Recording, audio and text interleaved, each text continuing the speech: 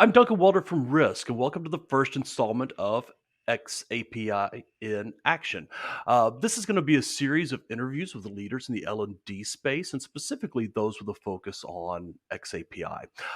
If you're not familiar with xAPI, it's the newest IEEE learning standard, and we have lots of resources on the RISC website. I know that our guest, Megan Torrance, has resources on her company's site, TorranceLearning.com. And I'm always glad to chat. If you do have questions, I'll leave contact information at the end of this video. But with no further ado, I'm thrilled to welcome Megan Torrance. Megan's been involved with xAPI for a number of years and is absolutely a superstar. Megan, thank you so much for joining us to kick off xAPI in action. I'm so honored to be here, and I love this idea and this format and everything you're doing here. Oh, fantastic. I always appreciate the energy that you bring and your insight. Before we get going, tell us a little bit about who you are and also about Torrance Learning. Sure thing. I'm Megan Torrance, and I founded Torrance Learning over 20 years ago, really at the intersection of business and learning and platforms. And 20 years ago, we were talking about SCORM and learning management systems. So I really played on the implementation, the deployment, and the learning design side of things and partnered with various folks on the platform side and had no choice, no influence on the SCORM side. That's really how I got my start in my career. Torrance Learning, we offer a full stack connection to learning strategy, design and development, platform software, and data. And while data's at the end of that list, actually it starts in at the beginning when we start having the conversation about strategy, right? And then we do a lot of professional development. So we are passionate about helping people learn about how it is that they make their jobs better. So whether it's agile project management, whether it's xAPI, whether it's data and analytics or artificial intelligence, all of these things help make all of us industry-wide better. And that's something that's a big passion to me. I also, on the side, teach instructional design at Penn State. I teach women's leadership and communication skills and team dynamics at Cornell and eCornell. I got a lot going on and a lot of caffeine. So Yes, a lot going on always. Your schedule always makes me exhausted. But it is such a gift to have you in the industry and connecting with so many people. Um, it's funny, we kind of had a similar intro story. I started out on the instructional design side and then moved into learning management system, implementation from there, and then kind of grew into xAPI. I was going to ask you, how did you get involved in xAPI from the beginning? I know you've been involved with so many projects, and I would say potentially more than maybe anyone else. So, how did this particular technology become an interest area for you? in the early days of xAPI, I had two projects come to me that were fascinating projects that involved learning and performance, right?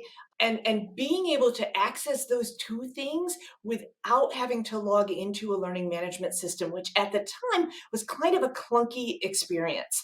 Even if it wasn't clunky, the fact that you had to do it was a thing, right? And so, what we were really looking at was a way to track not just did I complete training, but what am I doing and what do I need to do on the job and have that all be a seamless mix. And so at the same time, I'd seen, business press some work in this early thing called xAPI and how it was going to solve some of the challenges that are inherent in SCORM. And so SCORM's fantastic, but it's got some challenges that keep it from being a learning and performance tool, an in the moment tool, and anywhere, even when you're not connected to the LMS kind of tool. And so that's really what got me completely fascinated with the idea. I then found that ADL, so the Advanced Distributed Learning Group out of the US federal government, was running these things called design cohorts. So I got in on their third and last design cohort as really an opportunity to learn, but also to put this thing through its paces. And so that was a fun opportunity. And then I was absolutely hooked.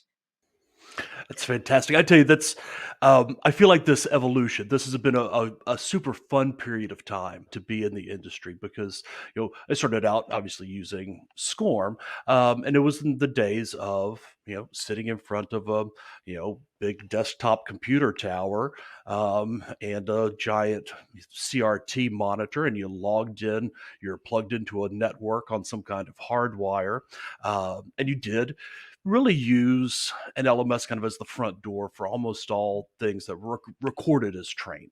Instructor-led classes and things like that would be entered there. But if you were looking for an online resources, that's where you went. You logged in, you went through. But the world has changed, right? So most of us are not sitting in front of a giant desktop computer most of the time. We're operating, on a variety of platforms. Laptops, cell phones, tablets. Um, we're working on Wi-Fi and have mobile connections, and the way that I look for information has changed. I mean, just from a personal standpoint, if I am going to, find a quick instruction on something, I am going to jump out and look for a YouTube video and find those more kind of in the moment of need training resources that in the past you kind of missed, right? Because not that people weren't going out and looking up things in books or are running web searches on their own, but you just didn't capture any of those things, so it was hard to get a good view of what someone actually has done to develop their skills. So again, it's been fun to see this change, and I think that's one of the really nice things about xAPI is it can help us capture both those infrequent kind of learning experiences and get a better um, holistic picture of a person's development, but also being able to track actual performance, and provides evidence of training there. Right? I mean, if you think about it for our industry, right? We get to find out, what do people need? What are people doing? What's happening while they're doing it? Does it work? And which parts of it work and why? Right? So where should we spend our money afterwards? So I think this actually answers so many questions that as an industry we've been asking for decades. No, I think that's true. It's so much being learner focused, learner centered. But the idea that we have all these additional tools now in our toolbox for looking at the things that we have created in the past, and are they effective methods of training? Are people using the tools that we've developed? What do we do to improve those? I think our own self-reflection is much more important, and easier to access in an xAPI enabled world. Well, hey, I wanted to talk about a project. I know there's a new project. I believe the name is Emma, and I know that you guys are always on the cutting edge. So it's both an xAPI enabled tool and it has some artificial intelligence. Can you give me a quick overview? What is Emma and what does Emma bring to the table? Sure thing. Emma helps us solve a challenge. Emma's a project code name, by the way. We needed a lightweight, flexible, accessible, xAPI enabled learning experience that was easy to update and enabled our clients to move fast when they needed to move fast. Um, and this particular learning population happened to be, and we've worked with this organization for over a decade. Oh gosh, like 15 years. And they were like, yeah, we don't need the voiceover driven, clicky, clicky, bang, bang, animated kind of experience. we need to get to the content. We need it searchable. We need to be able to park it for later. We need to be able to make it easy to reference. And we want a bunch of things that, quite honestly, I wasn't sure, are people going to use these extra things? So what we did was we built a learning experience that it's mobile. It is accessible, it is easily translated, and it's fully xAPI enabled. So we know the path that a learner takes. We don't lock them down. We can lock them down, and there's certain parts that are locked, but we otherwise enable them to explore freely. We keep track of what they've done. We let them favorite so that they can keep their own things. And it allows us to support a variety of rich media.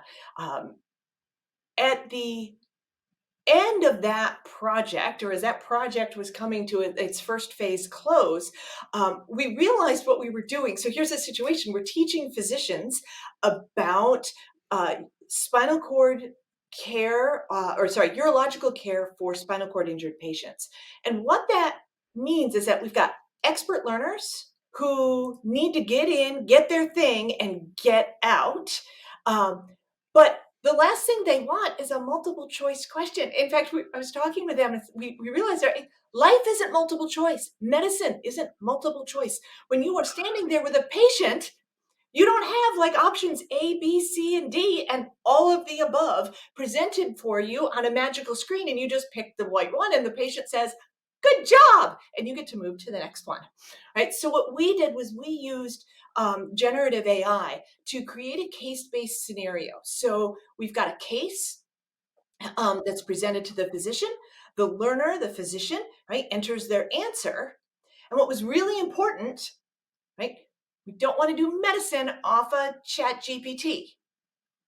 Right? So what was really important was to craft the AI interaction so that it was using a large language model to write nice sentences, but it was using human expertise in what are the correct answers and what is the range of correct answers for this particular case.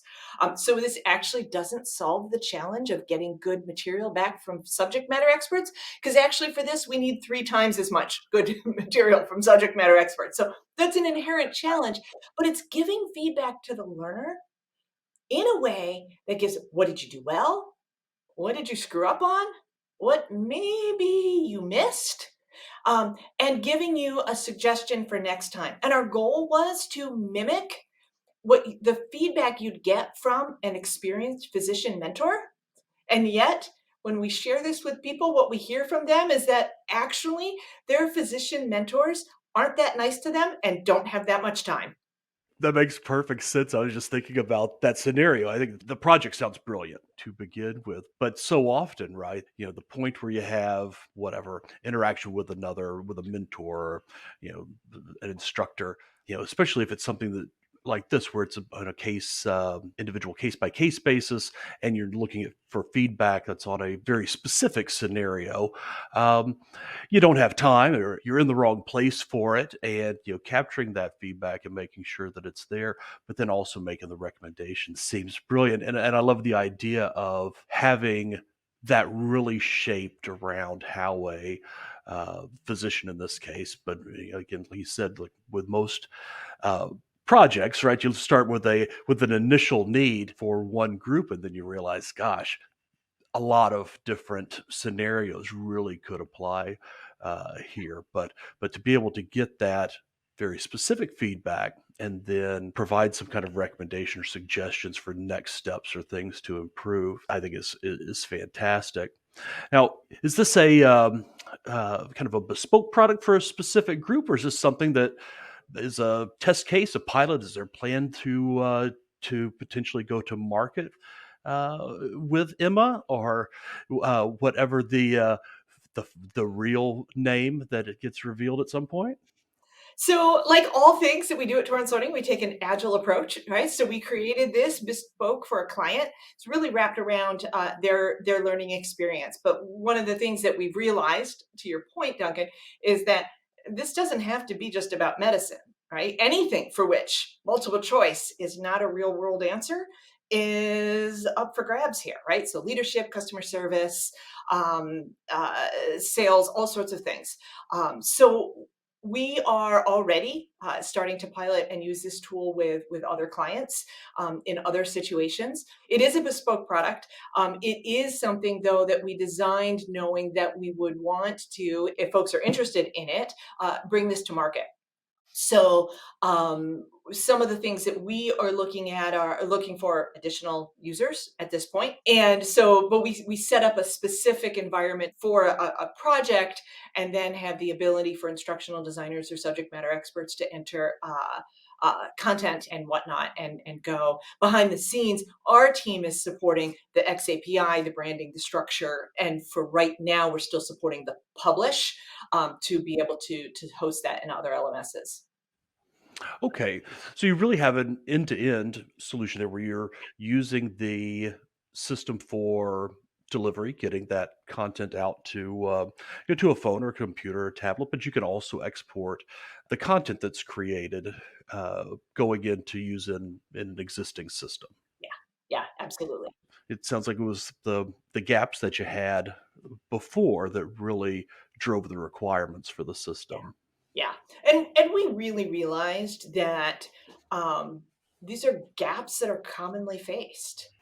Yeah, no, that makes great sense. I was going to ask you, what are some of the things that you are tracking inside? You say you're fully XAPI enabled. What are those actions and interactions? You talked about the path that someone takes going through. I was curious about what kind of things are you tracking, and what are you using that XAPI for? So we're using xAPI and CMI5 for, in part, all the standard stuff you'd expect. But then going in a little bit deeper, we know how many times did you attempt a knowledge check question. We know, did you listen to the audio version? So it's like a podcast version of each lesson, or did you read the lesson? Either of which is fine, right? But we're curious, which one are you using? Because that helps us improve the learning experience. And then on the AI side, it was really, really important to know, what are people entering in for their case answers, and what is the AI saying back to them? And then we have the ability, just like ChatGPT, where you can thumbs up or thumbs down and give a comment to what you thought about that.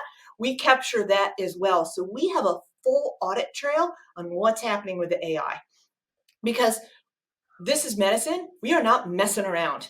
And we got to make sure that we are watching this and have in place the supports that enable us to be very, very accountable and transparent in what we're doing. So all these things are things that we're keeping track with xAPI. I'll even tell you a fun story that you'll appreciate here. So we had an audio track for every single page. So what I wanted to know is, on behalf of the client, is it worth recording an audio track to all these? So we used xAPI and actually data analysis through OpenAI to look at how people consumed pages. And here's what we found. We found that about a third of them never touch the audio function. About a third of them use the audio function for every single page. And about a third of them use the audio function one, two, or three times and then stopped using it. I'm like, wow. So here's the thing, Duncan. I don't care what the answer is. I love the fact that I can find what the answer is and be informed, and then I can make decisions, not just me as a learning designer saying, well, everybody wants podcasts. So it's really, really insightful. I'm loving this. No, that's fantastic. I think, from an instructional design standpoint, there is something that is so nice about being able to see how that works being used. And, the other side, watching the learner behavior going through those, do you see any difference, depending on the path that someone takes, whether it's text only, the audio and text, or just audio in the scores and the completion rates? Yeah, and we don't have enough data yet to have to answer the how does that impact their test scores. But that's a fantastic question, right? So I want to know, because then what I would do is say, hey, learners, you can do this thing, audio or text, right? That may be convenient, but we found that most learners perform better doing this. What we don't have, and just in full disclosure, what we don't have is, does it have any impact when they close the course and they go out into the job and they talk to a patient? I'm not going to know that for a number of bad and good reasons, but I may be able to get that anecdotally, but probably not to the satisfaction of the data nerd inside me. Oh, that's fantastic. But, talking about all this data, I think one of the struggles that a lot of folks go through early in their XAPI adoption is really managing data overload. Right? If I track everything, then then I really don't have a clear picture. So, how are you managing the kind of the decision making around what data is valuable for the learner, what data is valuable for um, the training organization, and then what data is valuable for you guys from an instructional design standpoint? This is so funny because I have traditionally been in the track all the things camp, right? I want it all. And cooler heads have generally suggested a more planful approach to data collection. And over time, I have taken a more nuanced approach to this. I am still a track all the things upon testing and early release. Um, because we don't know what we're going to need to have. And if we don't collect it, we won't have it. And I will tell you, 2 years into implementation with this course on urology, we're not going to be looking at are people listening to the audio or the text track, right? It's just not going to be relevant or interesting anymore. Um, but on the other hand, 2 years or 4 years into the urology course, somebody comes along with another course, and the funding partner for that course says, "Can you show me the data?" And if I'm not collecting the data, I can't show the data, right? So we're actually, for this, collecting it all, but we won't be ultimately reporting on it all. No, I think a couple very good points there. One is your data collection requirements will change or could change over time. And it sounds like in this case, you're already, looking down that road. But the other thing that is so nice and is always refreshing to hear in this space is having that evidence. The fact that we now can look at how people are using content, how it works for them, and then make that decision with some evidence to back it up. Yeah, I think it helps us manage scope as well as come to the table with some informed decisions and recommendations. We can do something different. We don't have to do what the data suggests, and that's totally fine too. But it helps add to that decision process. Sure. Yeah. No, informed decisions better than, than anything else there. So what's been the actual human feedback reaction, not the AI generated feedback inside the exercises, but for the people that are actually going through the content and their mentors or instructors that I'm sure have valuable insights as well as to the value. It's still early on, but here's some interesting tidbits, right? The business sponsors for this project are learning about using AI and learning about some of the responsibilities associated with doing something like this. And so that's an entire layer of the project that didn't really occur to me that we're also consulting and supporting this adoption process, which has been super fun. Um, at the other side of things, though, they assume that we've always had this kind of data. Subject matter experts don't think that this is as revolutionary necessarily as the learning and development team is because they've been assuming if we're doing stuff that's digital, everything else is collecting data. Everybody knows everywhere I've been on Amazon and Facebook and shopping sites and all those things. Of course, my learning would too. Our learners aren't coming back and with like, wow, this AI thing is super cool because everything else just already does those. So I would love to say that we are getting raving feedback from people on the ingenuity and the what we're doing. And actually what it is it's the quiet of this meets the expectations of every other app they have out in their consumer space too. That is a fantastic perspective to put on it. I appreciate the way you were able to encapsulate that in a response because it's true, right?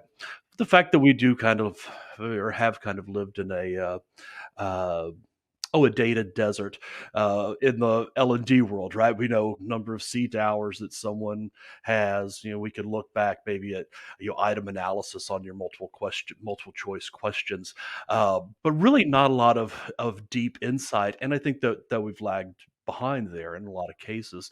And I think it's something that we have to do because our learners, right? The people that we work for aren't going to be tolerant of the old methods from the past, right? If your learner has got to look at you like, why would you do it this way, right? I mean, these should be modular resources that I can get, when I need them, in the method that works. I think we're going to have a exciting series of these videos over the next period of time here, and really highlighting what are some of the innovative and great things that are out there. Just in closing, what are next steps and timeline? Anything new and exciting on the horizon that you want to mention before we wrap up here? Oh, I've always got something new going on. So we are launched into the spring 2024 xAPI cohort, and so there's some fun things going on there, including some supported projects. And so our team at Torrance Learning is supporting a project in which folks can test out how their LMS supports xAPI.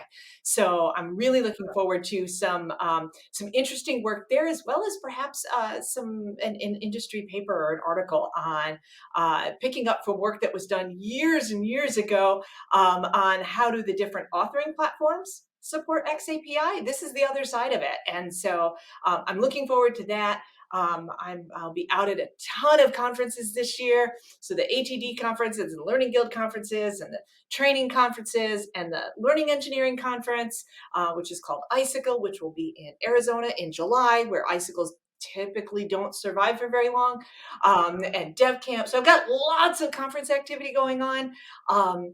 Lots of project work going on, and we're looking at finding more people who are curious about Emma and getting started with that, and and then maybe finding a different product name, because there are about 17 products on the market called Emma. So Oh, this is not market research that I've done, but I knew that you were super busy and had a lot of things going on, and I'm sure that your events are listed out on the Torrance Learning yep. page, and then also I saw that your LinkedIn profile was shared there too. So, Megan, I cannot thank you enough.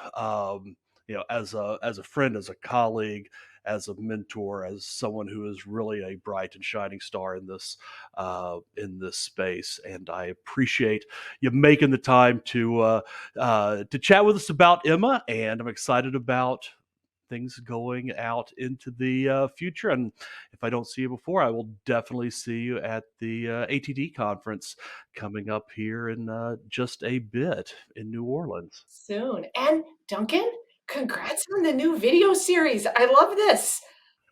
I'm excited about it. I wish all the best and most interesting conversations to come. All right. I appreciate it. Thank you very much, Megan. And thank you, everyone else that is watching. And we look forward to catching you on the next xAPI in action. Again, this is Duncan Welder from RISC, and I wanted to thank you personally for joining this first xAPI in Action interview series.